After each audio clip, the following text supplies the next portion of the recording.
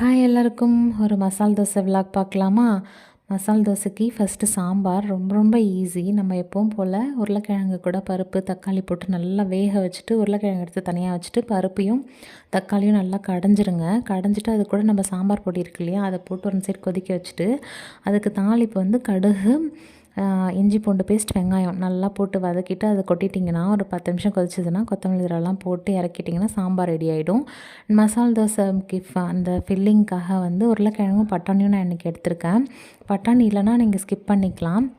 அதுக்கும் தாளிச்சிட்டு இஞ்சி பூண்டு பேஸ்ட் போட்டுட்டு வெங்காயம், தக்காளி, பச்சை மிளகா போட்டு நல்லா வதக்கிட்டு மஞ்சள்தூள் உப்பு போட்டு அதுக்கப்புறம் லாஸ்ட்டாக கொஞ்சம் உருளைக்கிழங்கையும் போட்டு நல்லா மசிச்சுட்டு வச்சுட்டிங்கன்னா மசாலாவும் ரெடி. தோசை வந்து ஒன் சைடு தான் வேக வைப்போம். ஸோ தோசை ஊற்றிட்டு நல்லா அதை வந்து தோசை திருப்பியால் அப்படியே இது பண்ணிவிட்டு அதுக்கப்புறம் அது மேலே வந்து மசாலா வச்சு ஃபோல்ட் பண்ணிட்டா ரெடி.